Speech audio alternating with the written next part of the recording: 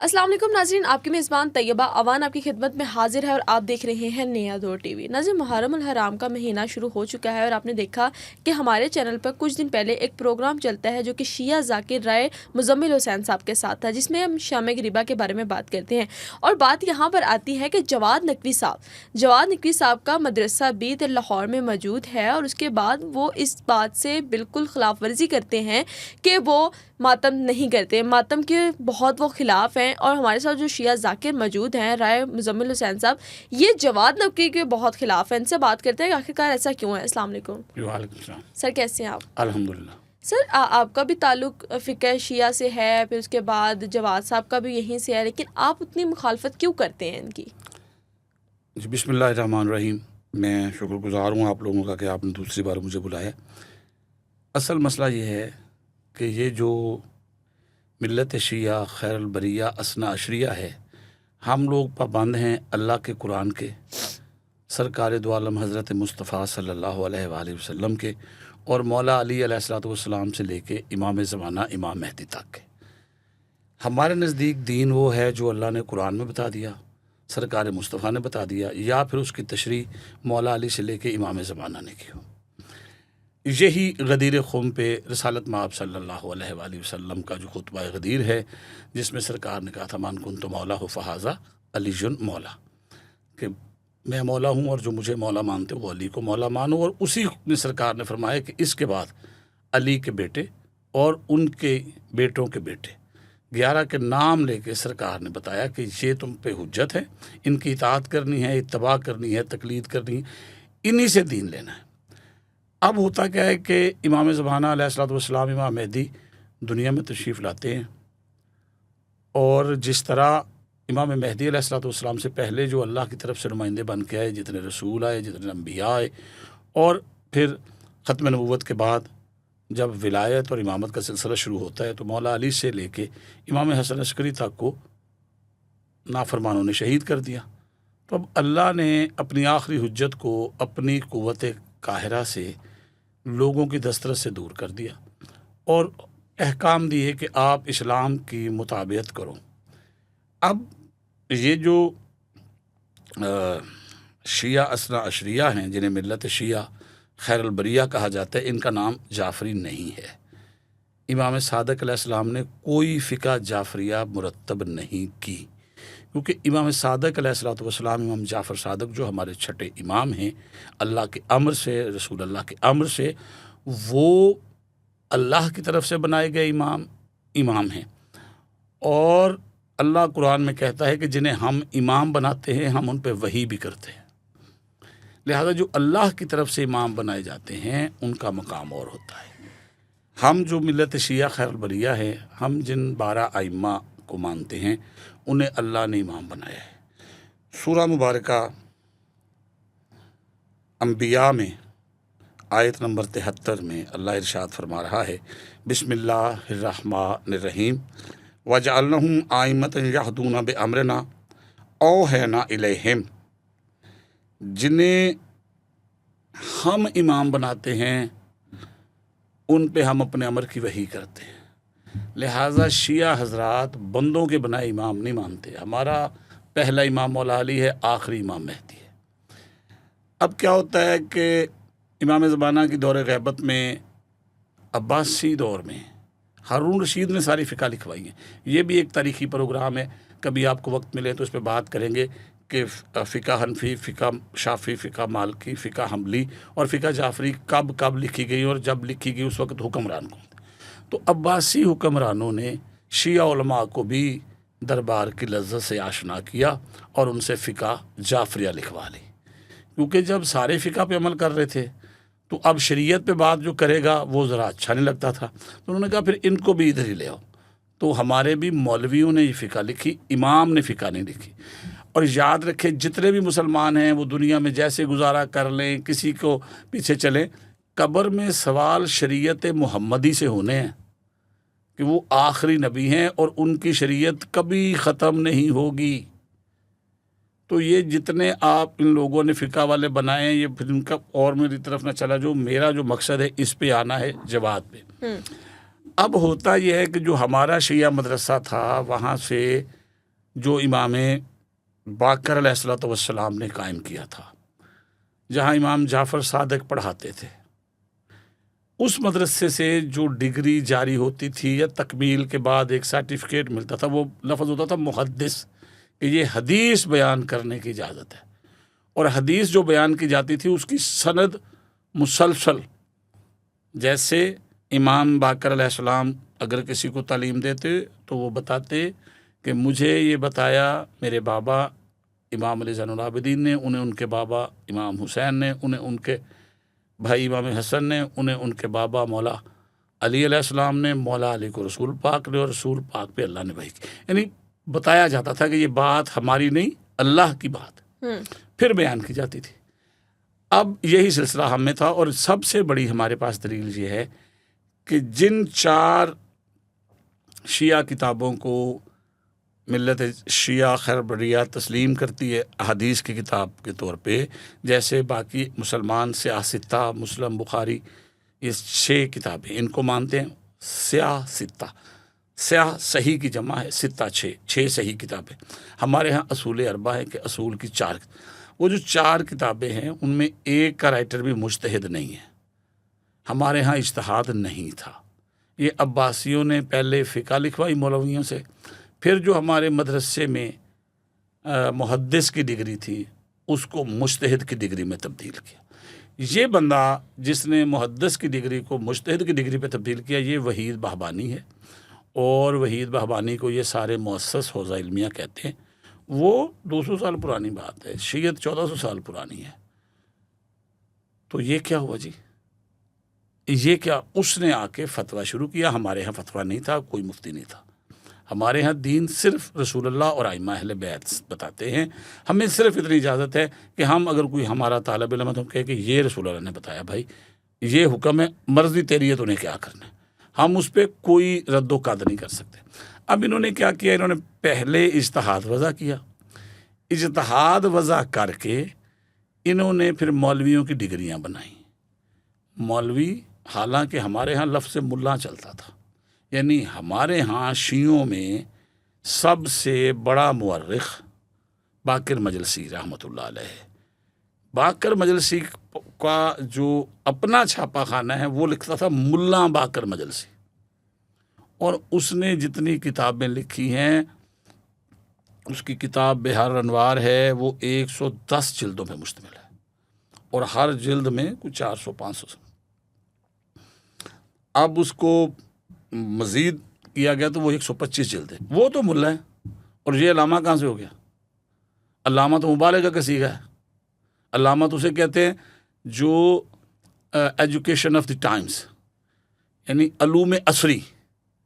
اس وقت aeronautical engineering بھی ایک علم ہے، اس وقت انفارمیشن ٹیکنالوجی ایک علم ہے، ایٹم ایک علم ہے، اس وقت ایئر ایک علم ہے، ایئر سائنس ایک علم ہے، اسپیس ایک علم ہے۔ انہیں آتا ہے یہ سب کچھ؟ علامہ کہلوانے کے لیے آپ کو تمام علوم عصری کا ماہر ہونا چاہیے، تاکہ آپ یہ کہاں سے دے سکتے ہیں؟ یہ کیا ہے؟ یہ وہاں پر پھر یہ ہوا کہ ہمارے ہاں ہے خمس، جو باقی امت نہیں دیتی، ہم دیتے۔ باقی امت زکوٰۃ اور فطرہ نکالتی، بس ہم زکوٰۃ، فطرہ، اور فطرہ کے بعد خمس۔ خمس جو ہے وہ کمائی کا 20% ہے۔ اب انہوں نے خمس پہ قبضہ کیا، کیونکہ یہ خمس سادات کا حق تھا جو دین کی تبلیغ کر رہے تھے۔ انہوں نے کہا نہیں، مولوی کو دو جس کے پیچھے جمعہ پڑھتے ہو۔ خمس پہ قبضہ کیا اور پھر خود ہی ڈگریاں بنائیں، مولوی سے مولانا، مولانا سے امام جمعہ و جماعت، امام جمعہ و جماعت سے حجت الاسلام والمسلمین، اور پھر مجتہد، اور پھر آیت اللہ۔ یہ سارے القاب ائمہ اہل بیت کے۔ تو ہم انہیں غیر معصوم یہ لوگ ہیں، گناہ گار ہیں، ہمارے جیسے ہیں، غلطیاں کرتے ہیں، ہم انہیں کچھ بھی نہیں مانتے۔ اور ان لوگوں نے پھر جواد نے آ کر ہمارے اندر پہلے ڈھکوازم آیا، محمد حسین ڈھکو، جسے وہابی شیعہ کہا جاتا ہے، یہ اسی کی طرز پہ آیا ہے۔ کیوں؟ یہ خود امام بننا چاہتا ہے۔ یہ ابھی آپ نے پچھلے دنوں میں اس کو پروگرام دیکھے ہوں گے، جب آغا خانی آئے تو اس نے کہا یہ آغا خانیوں کا نظام بہت اچھا ہے. ہمارے نزدیک آغا خانی ائمہ اہل بیت کے منکر ہیں. بینگ انسان سب کی ہم قدر کرتے ہیں، لیکن حضرت اسماعیل علیہ السلام جو امام صادق کے بیٹے ہیں وہ تو صغیر سنی میں انتقال کر گئے تھے، ان کی تو شادی نہیں ہوئی تھی، تو ان کا بیٹا آگے کہاں سے آ گیا؟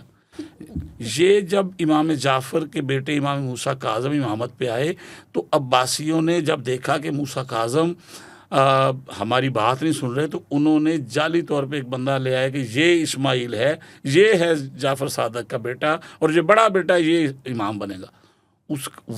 وہ جو اسماعیل علیہ السلام تھے حضرت جعفر کے بیٹے، وہ تو انتقال کر گئے تھے. اب ایک بندہ شیعہ عالم ہو کے بنو عباس کے بنائے ہوئے سسٹم کو قبول کرے اور تعریف کرے، شیعہ اسے کیسے مانے؟ اس نے کہا جی آغا خانیوں کی طرح ہمیں بھی امام بنے. تو کیسے امام بنے گا بھائی؟ ہم تو امام زمانہ کے انتظار میں. تو یہ ماتم داری سے انکار کیوں کرتے ہیں، کہ ماتم داری کے خلاف کیوں ہے؟ اتنا ہی کہتے ہیں ماتم داری سسٹم ختم ہونا چاہیے. یہ آپ دیکھیں کہ یہ نا بڑے چلاک مولوی آگے آئے ہوئے ہیں.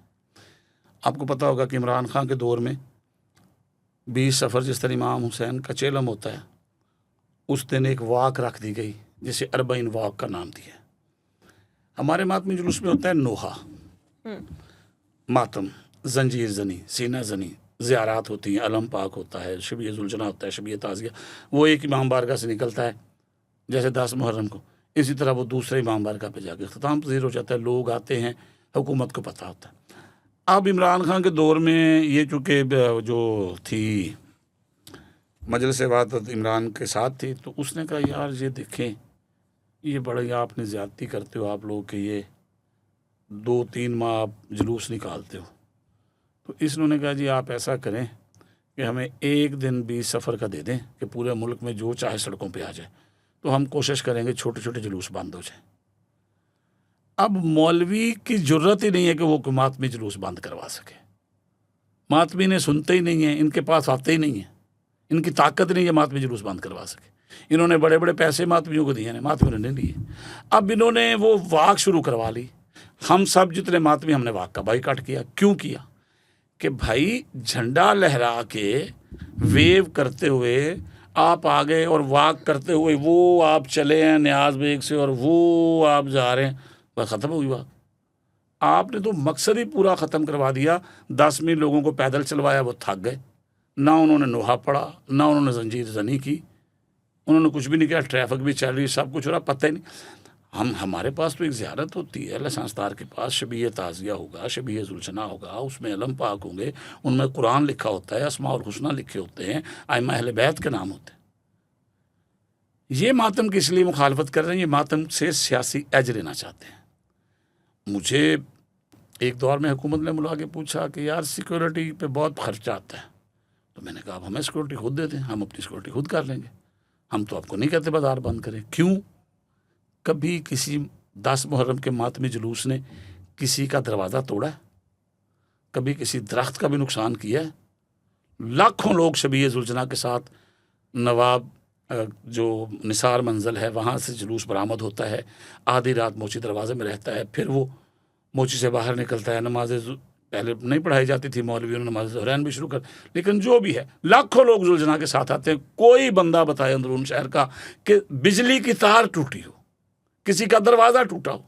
ہم تو حسین علیہ السلام کو رونے آتے ہیں. ہم تو خود چاہتے ہیں کہ دکانیں کھلی ہوں، لوگ دیکھیں، لوگ پوچھیں کیا ہوا. ہماری تو تبلیغ رک جاتی ہے نا چھٹی ہو جائے تو. ایک میں کام کرتا ہوں اسے کوئی دیکھ ہی نہیں رہا، وہ ثواب تو مجھے میرا ہو رہا ہے لیکن میری تبلیغ تو نہیں ہو رہی. یہ تو حکومت کا مرحلہ ہے نا. پہلے تو جلوسوں میں بند نہیں ہوتا تھا، اور ہم چاہتے. اب مشی ماتمی جلوس نہیں ہے. کربلا کی مشی اس لیے ٹھیک ہے کہ وہ نجف مولا علی کے روزے سے سلام کر کے امام حسین کے روزے پہ جاتے ہیں. یہ جو اب سڑکوں پہ بندے نکال رہے ہیں، کس لیے نکال رہے ہیں؟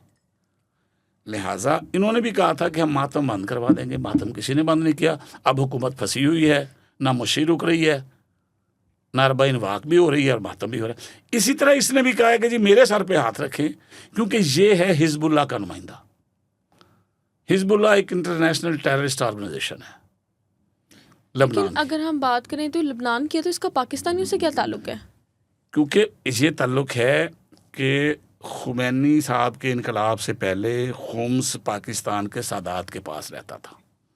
خمینی صاحب نے اقتدار میں آنے کے بعد ایک نیا عہدہ نکالا ولی فقیہ، اور ولی فقیہ کو کہا جی خمس اس کو دو گے جس کو ولی فقیہ کہتا ہے، اور ولی فقیہ نے پوری شیعہ دنیا میں جمعہ پڑھانے والے اپنے مولوی پھینکے اور کہا انہیں خمس دو، اور وہ انہیں کہا کہ 30% خود رکھ کے باقی ہمیں بیچو، تو دنیا کی ساری شیعہ اکانومی پہ قابض ہو گئے۔ جس نے نہیں مانا اسے قتل کروا دیا اور کہہ دیا یہ جی شراب پیتا تھا، یہ گناہ کرتا تھا، اور کہا مجھے امام مانو، ہم نے اسے بھی امام نہیں مانا، ہمارے 12 ہیں، ہم 13واں نہیں مانتے۔ اچھا، اگر جواد صاحب نے لاہور میں اسی حزب یہ جو وحدت المسلمین والے ہیں MWM والے راجہ ناصر، اور یہ جواد نقوی اور حزب اللہ کے جو قتل کر دیے گئے حسن نصر اللہ، یہ تینوں کلاس فیلو ہیں۔ ان دونوں کے ذہن میں بھی یہ ہے کہ ہم حسن نصر اللہ بنے، تو اس نے بھی پہلے لبنان میں خانہ جنگی کروائی 13-14 سال، پھر وہاں پہ یہ فیصلہ ہوا کہ ایک عہدہ عیسائی کو ملے گا، ایک عہدہ شیعہ کو ملے گا، ایک سنی کو ملے گا، اور یہ بھی یہی چاہتا ہے۔ یہ جھوٹ بولتا ہے کہ میں اتحاد امت کا قائل ہوں، جو خود شیعوں کے اتحاد کا قائل ہے وہ امت کو کیسے اکٹھا کر لے گا؟ شیعوں کے اندر جو قابل قبول نہیں وہ دوسروں کو کیسے قابل قبول کر لے گا؟ وہ دھوکہ دے رہا ہے دیوبندی مسلمانوں کو بھی۔ آپ کہہ رہے ہیں دھوکہ دے رہے ہیں، ان کا جو مدرسہ لاہور میں موجود ہے، اس لاہور کے مدرسے میں جو طالب علم موجود ہیں وہ گلگت بلتستان سے تعلق کیوں رکھتے ہیں؟ یہی تو سوچنے والی بات ہے کہ یہاں لاہور میں اتنے شیعہ ہیں، ابھی آپ دیکھیں گے 10 محرم کو کہ لاکھوں شیعہ ہیں۔ کربلا گامے شاہ والا جو جلوس ہے اس کی تعداد دیکھ لیں، پھر وہ جو ماڈل ٹاؤن کا جلوس ہے اس کی تعداد دیکھ لیں، پھر جوہر ٹاؤن میں دیکھ لیں، ہر طرف بارڈر ایریاز میں دیکھ لیں، کینٹ میں دیکھ لیں، لاکھوں شیعہ ہیں۔ تیرے مدرسے میں سارے گلگت بلتستان کے لوگ ہیں، کیونکہ وہ لوگ غریب ہیں۔ اور یہ جہاد افغانستان والی چال تھی نا کہ مولوی لوگوں کہتے پیسے لو بندہ دے دو، یہ بھی یہی، ان کو پیسے دیے، بچے یہاں رکھ لیے اور ان کی آہستہ آہستہ برین واشنگ کی۔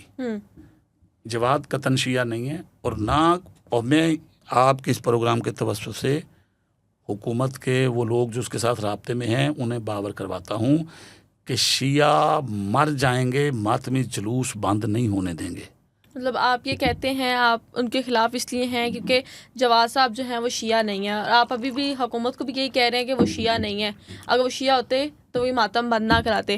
آپ کتنے % اس چیز کی گارنٹی دیتے ہیں کہ جواد صاحب شیعہ نہیں ہیں؟ بس دیکھیں، شیعہ وہ ہے جو غیبت امام زمانہ میں، یعنی کہ اب امام مہدی علیہ الصلوۃ والسلام کے آنے تک جس ملک میں رہ رہا ہے اس ملک کا وفادار ہے، وہ کوئی جہادی حرکت نہ کرے جب تک اللہ کے امر سے سورج سے اعلان ہوگا کہ آخری حجت کعبے میں آ گئی ہے، اور پھر کعبے میں امام زمانہ اذان دیں گے، اور جو جو ان کو مانتا ہوگا وہ کعبے میں ان کے پیچھے جا کر نماز پڑھے گا۔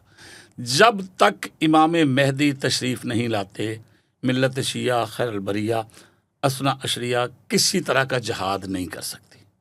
ہمیں صرف دفاع کا حق ہے، اور یہ جو بار بار حکمران بھی راضی ہو رہے ہیں، لوگ بھی راضی ہو رہے ہیں کہ جی وہ کہہ رہے جی یہ کیا کربلا ہے، زندہ یزید کی بات کریں، قیام کی بات کریں، میں اس کربلا کو نہیں مانتا جس کو یاد کر کے آپ ماتم کرتے ہو۔ آپ اگر ہمیں اجازت ہی نہیں ہے۔ امام حسین کے بعد امام زین العابدین امام زین العابدین کے بعد امام باقر علیہ السلام، امام باقر کے بعد امام جعفر علیہ السلام، امام جعفر کے بعد امام موسیٰ کاظم علیہ السلام، امام موسیٰ کاظم علیہ السلام کے بعد امام علی رضا علیہ السلام، امام علی رضا علیہ السلام کے بعد سرکار محمد جواد تقی علیہ السلام، پھر امام علی نقی علیہ السلام، پھر امام حسن عسکری۔ یہ جو چوتھے امام سے لے کے 11ویں امام تک نے قیام نہیں کیا، یہ کیا کہے گا ان کے بارے میں؟ بھائی اللہ نے انہیں بند کیا ہے کہ حسین نے قیام کر لیا، دین محفوظ ہو گیا، اب قیام آخری کرے گا، اسی لیے حضرت امام مہدی کو قائم آل محمد کہا جاتا ہے۔ وہ جب آئیں گے جتنے ہم ان کے ماننے والے ان کے پیچھے چلیں گے۔ اب یہ اپنے آپ کو ان کا جھوٹا نمائندہ کہتے ہیں، کسی ایک کو کہا یہ بڑا نمائندہ ہے، پھر وہ آگے سے نمائندگی دیتا ہے۔ یہ صرف لوگوں کے مال پہ قبضہ ہے، ہم انہیں نہیں مانتے، کیونکہ ہم نے ماننا ہے امام زمانہ کو، اور شیعت 14 صدیوں سے ہے۔ ان سے آپ ہی پوچھ لیں بلا کے کہ پہلا ولی فقیہ کون ہے، یہ تو 79 میں پہلا ولی فقیہ خمینی بنا ہے، اور خمینی سے پہلے کسی شیعہ مولوی نے اپنے آپ کو امام نہیں کہلایا، اور اس نے جتنے بندے قتل کیے ایران میں وہی کہ جنہوں نے کہا تو امام کیسے بن گیا، تو امام نہیں ہے، تو اس نے کہا یہ جھوٹے ہیں، جس طرح ضیاء نے بھٹو کے لوگوں کا یہ سارے بے ایمان مار دو۔ اچھا، اہل شیعہ اور اہل سنت ان دونوں نے مل کے رضاداری کی ہے اس کی عزاداری جاتے جاتے یہ پیغام؟ عزاداری ہوتی مل کی تھی، تو پھر اب علیحدہ علیحدہ کیوں ہے؟ سر قیام پاکستان سے پہلے جب انگریز حکمران تھے، تعزیے ذوالجناح برآمد ہوتا تو انگریزوں نے کہا جی کہ آپ عبادت کریں، ہمیں اعتراض نہیں ہے، لیکن ہم اس کو شیڈیول میں لانا چاہ رہے ہیں، تو آپ لائسنس لیا کریں۔ انہوں نے شیعہ سنی علماء بلائے کہ جی یہ امام حسین کی یاد کے نا ہم لائسنس دیں گے جلوسوں کے۔ یہ غالباً 1861 تھا، پولیس ایکٹ بنا ہے 1861 میں، تو 1861 میں تو انہوں نے کہا جی کہ ٹھیک ہے آپ شیعوں، ایک عالم دین نے کہا جی آپ شیعوں کو دے دیں سارے لائسنس، تو کچھ بزرگ بولے نہیں ہمیں ٹائم دیں، ان کا مشورہ کر کے بتائیں گے۔ انہوں نے جا کے مشورہ کیا کہ اس طرح اگر تم حسین علیہ السلام کی یاد کے سارے لائسنس شیعوں کو دلوا دو گے تو یہ تو ثابت ہو جائے گا کہ صرف شیعہ ہی حسین کو مانتے ہیں۔ انہوں نے پھر ہم کیا کریں؟ اس نے کہا ہمیں بھی سوچنا چاہیے۔ تو بڑی سوچ بچار کے بعد علماء اہل سنت نے فیصلہ کیا جی کہ شبیہ ذوالجناح، ہم شبیہ ذوالجناح کہتے ہیں، وہ گھوڑا کہتے ہیں، کہ جی گھوڑے کا لائسنس آپ شیعوں کو دے دیں اور تعزیہ کا لائسنس ہمیں دے دیں۔ تو جو تعزیہ تھا وہ اہل سنت کے ہاں سے بھی اٹھایا جاتا تھا، اور ملتان میں ابھی بھی استاد شاگرد کا تعزیہ ہے، شیعہ سنی تعزیہ ہے، لاہور میں بھی ایک تعزیہ نکلتا ہے۔ پھر ایک بار اس طرح ہوا کہ ایک برگد کا درخت تھا جسے سکھ پوجتے تھے، اور ان کی نسل کے سید سکھے کی میں بیٹھے ہیں، سید غلام عباس رضوی، پولیس سے ابھی پینشن لی ہے انہوں نے، وہ اس خاندان سے ہیں جن کے ہاں سے تعزیہ اٹھایا جاتا تھا۔ برگد تھا، اس پہ نا اس کے نیچے بیٹھ کے ہندو بھی بتوں کی پوجا کرتے تھے اور سکھ بھی اپنے جو ان کے ہیں بابا گرو نانک انہیں یاد کرتے۔ تو مسلمانوں نے کہا جی کہ چونکہ آپ یہاں پہ بت پرستی کرتے ہیں اور یہ بوڑا درخت ہے تو یہ تعزیے کو مس ہوتا ہے، تو تعزیہ تو پاک ہوتا ہے۔ انہوں نے کہا جی آپ اپنا تعزیہ چھوٹا کروا لیں۔ انہوں نے کہا جی نہیں ہم اس کو کاٹیں گے۔ انہوں نے کہا جی ہم تو کاٹنے نہیں دیں گے۔ اب ایک طرف ہندو ہو گئے، ایک طرف مسلمان ہو گئے۔ بریلی شریف سے جو احمد رضا خان بریلوی کا مدرسہ تھا، اور دیوبند جو اشرف علی تھا، دونوں مدرسوں سے فتویٰ آیا کہ مسلمان وہ ہے جو کل جا کے تعزیہ اٹھائے گا، سکھوں اور ہندوؤں نے روکا۔ مسلمان شیعہ سنی لڑکوں نے مل کے راتوں رات وہ برگد کاٹ۔ اب برگد کا اگر آپ درخت دیکھا ہو تو اس کی جڑیں اتنی طویل اور پھیلی ہوتی ہیں کہ وہ بڑا مشکل، لیکن انہوں نے درخت جڑ سے اکھاڑ کے پھینک دیا۔ اب صبح جب وہ اٹھے تو وہاں درخت ہی نہیں تھا، تعزیہ تھا۔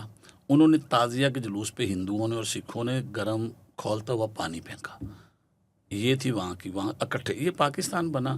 تو جس طرح پھر لوگ لڑواتے ہیں اس طرح، اگر نا یہ سارے مل کے عزاداری کر، کیونکہ اہل بیت کو شیعہ بھی مانتے ہیں، اہل سنت بھی مانتے ہیں۔ نبی پاک کا فرمان ہے حسین منی و انا من الحسین، رسول اللہ کو سنی بھی مانتے ہیں، شیعہ بھی مانتے ہیں۔ شیعہ سنی مسلمان ہیں، دونوں آپس میں آتے جاتے ہیں۔ یہ تو بس کچھ مفاد پرستوں نے اختلافات کو ہوا دی اور جان بوجھ کے ایسی گفتگو کی گئی کہ وکرنا اہل بیت کو جب نبی پاک نے فرمایا ہے کہ میں تمہیں دو چیزیں چھوڑے جا رہا ہوں، ایک قرآن اور ایک اہل بیت، میری اہل بیت، قرآن اور اہل بیت سے جڑے رہنا، یہ تمہیں حوض کوثر پہ لے کے آئیں۔ بہت شکریہ۔ آج ہمارے ساتھ جو ہیں شیعہ ذاکر رائے مزمل حسین صاحب موجود تھے، ان سے ہم نے بات کی کہ یہ جواد نقوی کے خلاف کیوں ہے اور مدرسہ جو لاہور میں موجود ہے اس میں طالب علم کون ہے۔ ویورز، آپ لوگوں نے پروگرام سے کیا سیکھا یا آپ لوگوں کی کیا رائے ہے، لازمی کمنٹ سیکشن میں بتائیے گا۔ اپنی میزبان طیبہ اوان کو دیں اجازت، اللہ حافظ۔